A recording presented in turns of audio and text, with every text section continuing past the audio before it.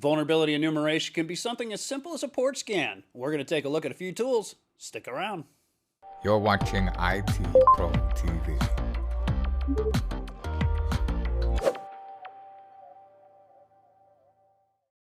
You've got hosts, you got IPs, you got ports on your networks. What do they look like?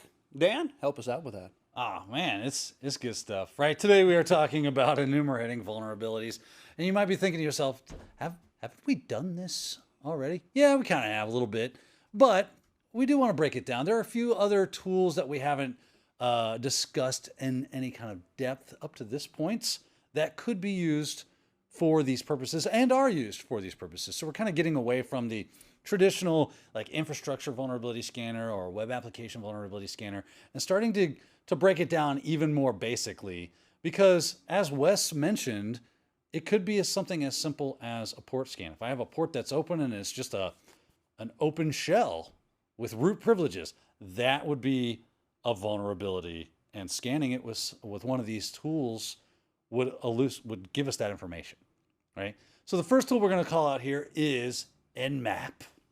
That's right, good old Nmap. If you don't know Nmap, it doesn't matter who you are. If you're in IT, you got to know you some Nmap. It's a great tool. It's been around since like the late 90s and has been just rocking it since then. I remember first time I stumbled across this thing and I realized its power plus its simplicity. I was hooked. It's something you definitely need to get aware of. So let's take a look at how we can use Nmap to learn a little bit more about our systems and maybe even some of the vulnerabilities that lie therein. So let's jump into my computer. I got Kali Linux up and running as always. And the first thing I'm going to do is just a simple host discovery, right? What nodes are on my network so that I can look deeper into that, right? And to do that, just Nmap.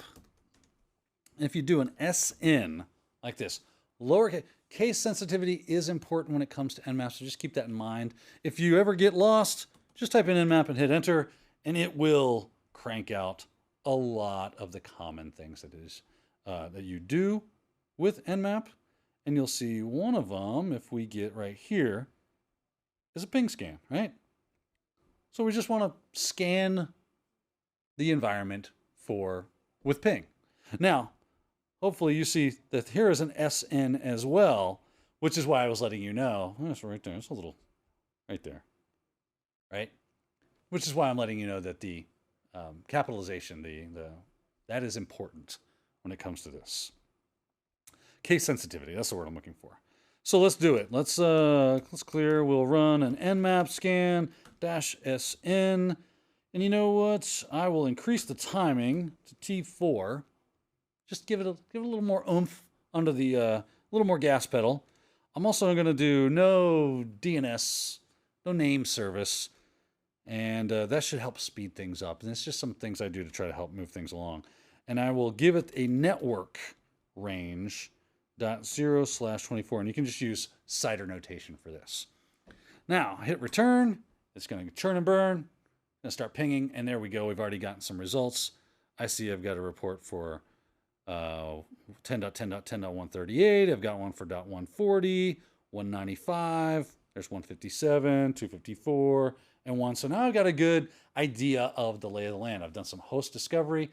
I'm seeing machines. There are ways you could continue down that path. Maybe some things are blocking ping. So maybe I'll do something like a Christmas scan where I use different TCP flags to see if they'll elucidate any kind of information or hey, I'll answer that. I wouldn't answer that ICMP scan, but that fin flag you just threw me, man, I'm a sucker for it every time. So you can get much more deep into Nmap and how to discover hosts, and it's a good time to have. You always want to make sure you have a really good look at your network and the hosts that are on it so that you can do more enumeration. Now that we have that, let's perform a port scan on one of these devices. I can grep this out, create a text file if I like, but I'll just grab one. How about let's do this 140 guy here. So I'll clear again.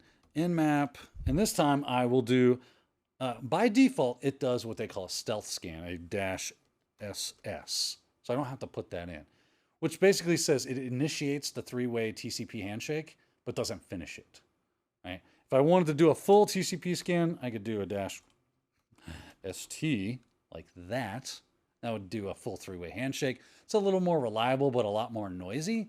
So they default to -SS. So you just don't have to put anything if you want to do that. Again, I will increase the timing because I like it to go fast. I will also not do name resolution. And this time I'm not going to ping it because I already know it's alive, so I don't need to waste time doing that. So I'm going to do a -PN, capital P-N, and then give it the host. So it was 10.10.10.140, like so. Hit return. Now we should just be waiting. As soon as, if you ever find yourself waiting too long, just press any key and it'll kind of tell you how far along it is.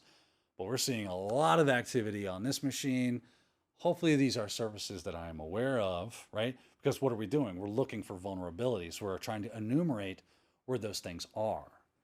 So right here, I can see I'm running domain services on port 53. I've got HTTP open on port 80. So there's a web server running. Port 88 is running Kerberos. So this is most likely a Windows device. So I'm starting to get an idea, a bigger picture of what's going on. I have a great list of services that are open already. 139. We've got 445, which is SMB, right? We've got a bunch of SMB stuff right here. 139 is another one. I see 3389 is open, so that means it's running remote desktop. Tons of stuff that not uncommon to see on a Windows host. I'm not 100% sure that it's a Windows host. I'm kind of sure just based off of my experience. But we can go even deeper and start learning even more about these services, right? With Nmap. It's a wonderful little device. So we'll clear it out. And this time we'll do an Nmap. And this time let's look for what's the operating system. Let's enumerate that. Let's enumerate those services out a little more. Tell me more about them. Give me some versioning information. And then even run some vulnerability. So Nmap actually does have some vulnerability scanning capabilities to actually look for vulnerabilities. And some of it can even attempt to exploit to check and verify that those vulnerabilities are actually there. And, well, that would be bad. But it's good for us because we get that information. So to do that, I'm going to do a -SC like that, which says run a script scan, which will give me all those vulnerability scanning. And if I do a -A, that will do operating system and versioning scanning as well as some trace routing and other things. But that's really what I want it for. Then I'll increase the timing as always. No name service, -PM because I don't need to ping this device. And then I will give it some ports. How about we'll do a ports. What did we see there? We had 53. We had 139. We had 445. We had 3389. I think that's good, right? A couple of good ports for us to kind of mess around with. And then we will give it the host, 10.10.195. There we go, fire away. And again, this will probably take a second because it's actually doing a whole lot more than just, hey, are you open? Are you closed? That can be a quick win for us. So this can take some time. Like I said, if you're wondering how far along are you, it says I'm not too far along. It's doing the service scan timing right now. Hit it again. Now it's in the scripting engine, which just finished up right after that. So here's our output, really the meat and potatoes of what this show is about, looking at that output and understanding what's going on. Lots of stuff going on here, right? Good thing I pared it down to just a few different ports. So right here, I see that 53 is open, and it is using what it says is ISC bind. Version 9.10.3-P4. Now I can take that information, run out to the interwebs, see, is there any kind of vulnerability associated with that service in that specific version of said service? What else do we have? And we see this one's running Ubuntu. Oh, did I choose the wrong one? Yeah, I did 195 instead of 140. It was the wrong machine. They're both running those services though. How about that? This one has, this one's running Samba, SMB 3-4, has a work group, kind of giving me more information, right? Again, more about SMB or Samba. Here is 3389 because that was the Windows. Sorry, I chose the wrong IP. But here's some more, right? The host script results. So it's telling me it was able to do some OS discovery, Samba 4311 under Ubuntu. It found a computer name, what mode it supports, and security signing mode. So it's telling us that.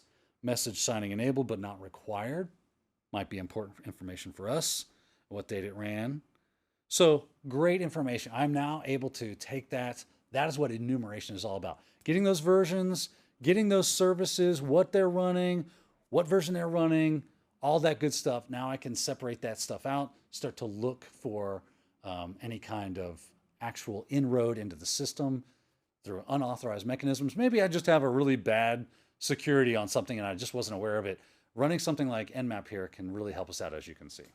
So Dan, tell me a little bit about this utility called hping. What's that about? What are we looking at there? Yeah, hping, another device you can use for like packet crafting. The current version is hping 3, so I labeled it hping 3.